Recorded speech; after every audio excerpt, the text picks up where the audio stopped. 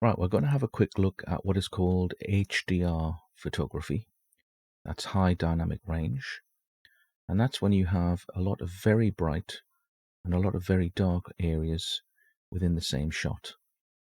So I've got some pictures here of a church. And I set my camera up to take 3 photos. One very dark to allow the highlights to be shown properly. One mid-range one. And one very bright, which at least shows the very dark regions. And the idea is within Lightroom, you can choose the 3 images and it will actually merge them. And it should take different areas of brightness from each of the 3 shots and combine them into one. Right, the one I'm going to use here is, I'll just highlight it. So if we start with this dark one here. Now, if we have a look over on the right hand side, I just zoom in.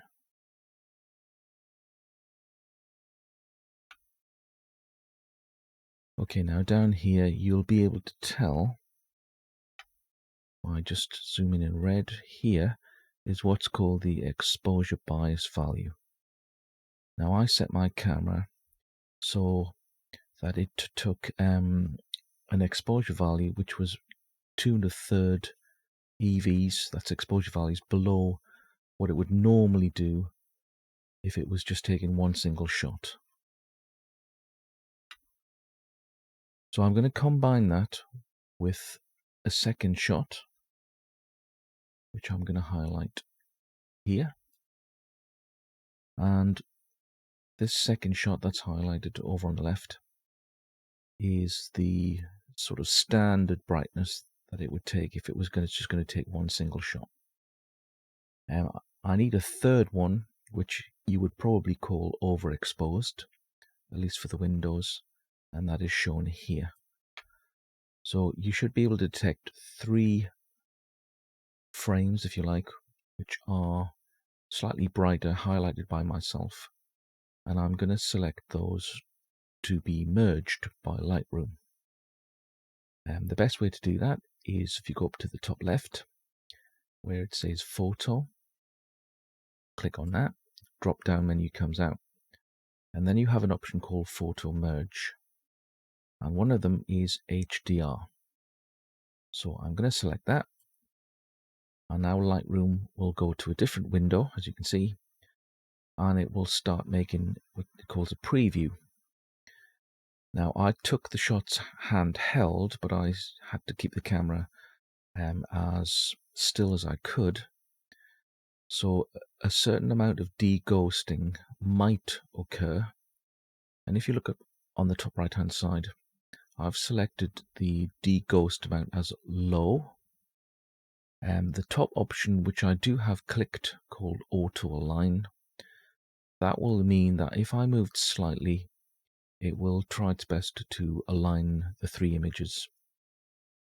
The auto settings I've unchecked. All it means is that when the shot gets produced, Lightroom can automatically change all the sliders for you and do a sort of a guess as to how you want your image to look. I've disabled that. You can override it anyway. Okay, now this preview seems alright to me. I can't detect anything where the images haven't been aligned, for example, so I'm going to merge them. So now it does the full job. If you look in the top left hand corner, my status bar, it's saying create in HDR, and it's almost done. Now I need to look for something called a DNG file, and Lightroom usually puts it to the right of the very last frame that you used. If you look here, DNG, just zoom in. Okay, you can detect that it says DNG, and that stands for digital negative. The 3 files that I use to create that are RAF files. They're Fuji RAW files, and you can only do this with RAW files. Right, this DNG file should now be a single file which has the three attributes of the combined files. So let's just escape out of that. So if I click on the DNG file and I go into the develop module, I can start playing with it. Now it doesn't look great at the minute, or nothing special, and that's because I haven't done anything with the sliders yet. They're all zeroed out. So I'm going to start taking the highlights down. But before I do that, if we just zoom in to, let's say, 100, well, we'll go to 100%, and we'll see what happens with the Christ figure on the left and the soldier on the right. And we should be able to retrieve quite a lot of these highlights. So here we go. And you can see now that there's a lot of latitude.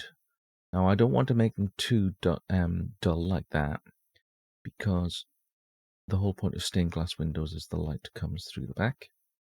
So I think that's quite good. So that's a very big difference if I do a before and after. So that's before and after. I just zoom in again. Before, after, before, after. Okay, so that's the highlights taken down. And now the altar, as you can see, is very dark. So I'm going to take the shadows over on the right hand side and start pulling the shadows up. And I usually take that almost up to 100%. And that's about, I'm quite happy with that. Maybe just for the sake of the video, I'll take it to 100%. And we'll zoom in. And you can see that there's plenty of detail. And I usually find that with HDR files that they're also, there's not a huge amount of noise, and it does clean it up to some extent. I haven't touched the noise reduction, but it must apply some. And again, if I stay on this central part here and do a before and after. So that's before, after, before, after. If I zoom out from the whole thing, that's the image we've got now. So before, after, before, after. And that's a pretty good balance. Now I'm just going to add a little bit of clarity just to give a little bit of contrast back in some areas, not too much. And I'm quite happy with that. I'll just do one more before and after. A before, after, before, after. Now what we're going to do is I'm going to go back to the library module, and I'm going to select the single raw file, and we're going to apply the same settings that I've just applied to that HDR shot, just to show you that with a single shot you can't do as good a job. So the single raw file is this one here. Just going to double click on it. I'm going to the develop module. Now I need to click on the file I've just done, the HDR file, then immediately go back to the file that I want to copy these settings to. I'm just going to use this previous button in the bottom right hand corner, and what that does is it takes all the slider settings from the very previous file that you showed and applies it to the current one. There we are, it's done that. So what I'm going to do now, I'm going to go back to the library module and do a comparison of the two of them. Just going to press G for grid, And if I press Control, I can highlight two files which are not next to each other but separated. And then I press C for comparison. Now I'm going to get rid of the left-hand panel. I'm just going to hide it. And I'm going to hide the right-hand panel as well, so we get a full screen. Now if you look at the titles above, the one on the left, it says RAW file. That's the single Fuji file, and that has got all the same settings as the HDR DNG file, the one that has 3 of them combined in one. And at first glance, you can perhaps see side by side that they appear to be fairly similar. But if I start zooming in, if I click on 66%, let's start with the face of Christ. They take a little while to load, just give them a minute. Let's go to 100% on these ones.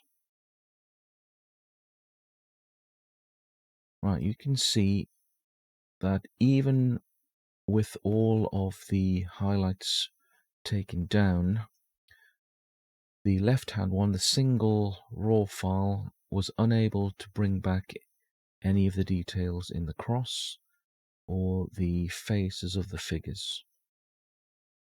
It did all right with the mid-tones, but it's the very highest, brightest highlights that were lost. But they're completely restored in the HDR file. If we find the soldier, again, you look on the left of the soldier, the gentleman with the beard, or the centurion over on the right hand side, then you can see that the highlights have been restored, and that's thanks to the very, very dark file that was used, where the highlights could actually be seen without being blown out. Now if I move down to the altar, you can see that the exposure, the brightness is quite comparable, but the difference is the noise level. So the one on the left is the Fuji file, and when you bring the shadows up, you get a lot of digital noise appearing, which is what's happened, as you'd expect. But the one on the right, those parts of the image were lifted off the very bright overexposed image, so haven't had the shadows they haven't needed to be as raised as much. The color of the gold on the left on this candlestick also appears to be a little bit overblown compared to the one on the right, so it looks more natural on the right as well. And you can see that the writing is nice and sharp, the corner. So that's what HDR photography is. It helps you save highlights and helps you retrieve very dark shadow areas without too much noise. And the middle bits, the middle tones, are generally the same on both photos, which is what you'd expect.